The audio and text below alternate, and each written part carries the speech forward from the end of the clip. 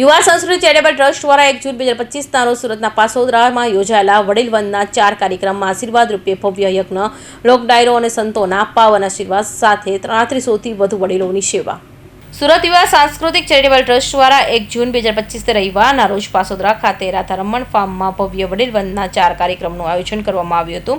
એ ક્ષણ પર ભક્તિ કહેવાય જ્યારે માણસને કામ આવે એવા સૂત્રવાક્ય સાથે સંચાલિત આ કાર્યક્રમમાં લગભગ 3500 વડીલોને સન્માન, સેવારૂપ ભાવ, ભોજન અને સાંસ્કૃતિક કાર્યક્રમોની ભેટ આપી દેવધારી પરંપરાનો જીવંત અનુભવ કરાયો હતો. ભવ્ય આયોજન અને મૂલ્યવાન સહકાર આ ભવ્ય સેવા યજ્ઞમાં સુરત તેમજ સૌરાષ્ટ્રના અનેક ઉદ્યોગપતિઓ, સમાજસેવકો અને હૃદય સંપન્ન દાતાઓ અહમ ભૂમિકા ભજવી હતી. પવિત્ર સન્નિધિમાં સંત સમાગમ કાર્યક્રમની આધ્યાત્મિક ઊંચાઈ પર લાવનાર પવિત્ર સત્સંગ અને આશીર્વાદ માટે પરમ પૂજ્ય શ્રીનાથજી બાપુ ગૌરક્ષક આશ્રમના જૂનાગઢ, પૂજ્ય મૂળદાસ બાપુ રામમઢી તથા પૂજ્ય જયરામ બાપુ બગસરા અને પદ્મશ્રી કનુભાઈ ટેલર અને સમાજના પ્રમુખ શ્રી કાનજીભાઈ ભાલાડાની ઉપસ્થિતિ રહી હતી. સંતોના આશીર્વાદ રૂપે પ્રવચનોના સમગ્ર સભામાં ભક્તિભાવ પ્રવાહિત થયો હતો. લોક ડાયરો અને મનોરંજનના વડીલોની મનની મોજ માટે આયોજિત લોક ડાયરોમાં લોકગાયિકા અલ્પાબેન પટેલના સુર સંગીત અને હાસ્ય કલાકાર હિતેશભાઈ અંટાળાની રમૂજો મંચ જીવંત બની ઉઠ્યો હતો. કાર્યક્રમનું સંચાલન શ્રી હાર્દિકભાઈ ચાંચર દ્વારા થયું હતું.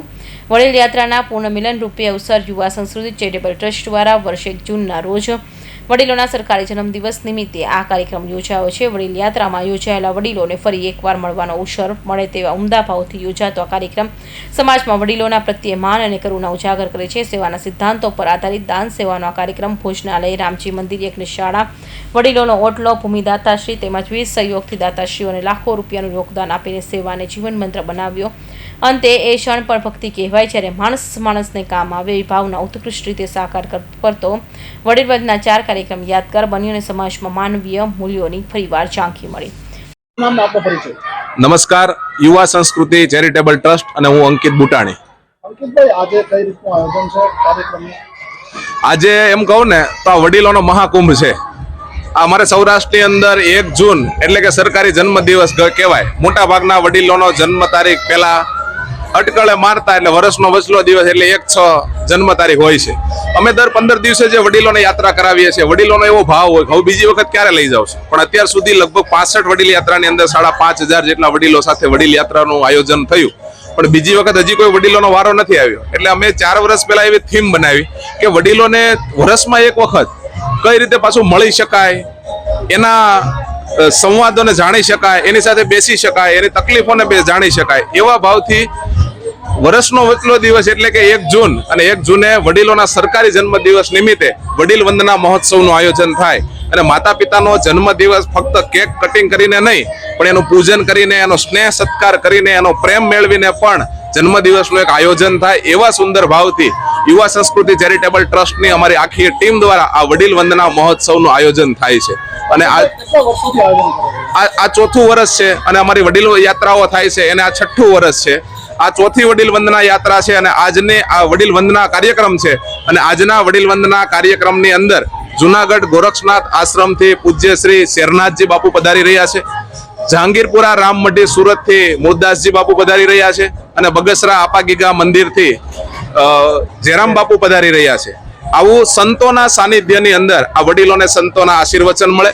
કોઈ વડીલો કદાચ જુનાગઢ જઈ શકે કે ન જઈ શકે, બગસરા આપાગીગા મંદિરે જઈ શકે કે ન જઈ શકે, અરે રામમઢીએ જઈ શકે કે ન જઈ શકે, પણ સંતોનું સાનિધ્ય અહીંયા હોય અને એ સંતોના દર્શનનો લાવો વડીલોને મળી શકે, જેવા યુવાનોને વડીલોના આશીર્વાદ મળી શકે એવા સુંદર મજાના ભાવથી આ વડીલ વંદના મહોત્સવનું આયોજન દર વર્ષે થાય છે.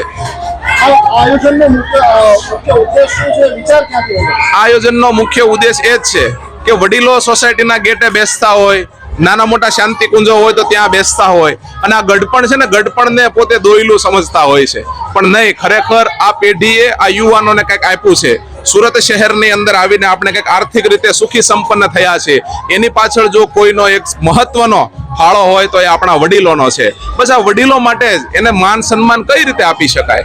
આપણે 1 દિવસ વડીલોની વંદના કરીએ પણ આખો વર્ષ જો વડીલોની વંદના થઈ જાય, ફક્ત વડીલોને રોજે ઘરમાંથી આપણે પગે લાગીને જતા થઈએ, વડીલોને આદર સત્કાર અને સ્નેહ આપતા થઈએ તો પણ વડીલો પોતાનું જીવન ખૂબ સારી રીતે જીવતા થતા હોય છે. આવનારી પેઢીની અંદર સંસ્કારોનું સિંચન કઈ રીતે થશે?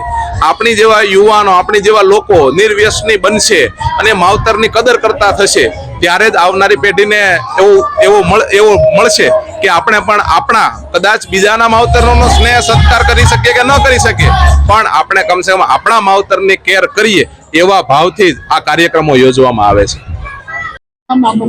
જિગ્નેશ ઢોલા, યુવા સંસ્કૃતિ ચેરિટેબલ ટ્રસ્ટમાં ખજાનચી તરીકે સેવા બજાવું છું.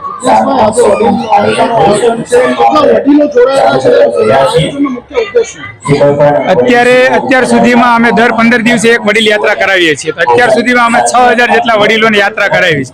તો એમાંથી લગભગ 4000 વડીલો અત્યારે હાજર છે અને એમાંથી 500 વડીલો એવા હશે જેનો આજે ખરેખર જન્મદિવસ છે.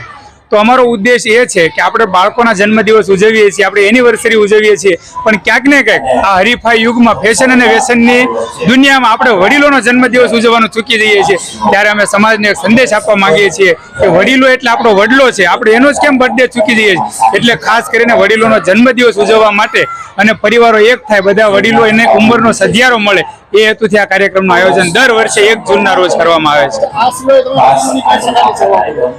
આ સિવાય નિરાધાર વડીલો કે જેમને સંતાનમાં દીકરા દીકરી નથી એવા વડીલોને અમે દત્તક લીધેલા છે. એવા વડીલોને દર મહિને અમે ભાડું પહોંચાડીએ છીએ, ભાડું ભરીએ છીએ એમને કરિયાણાની કીટ, અને કોઈ બીમાર પડે તો એને આર્થિક રીતે સહાય કરી, મેડિકલ સહાય કરીને એને મદદ કરીએ છીએ.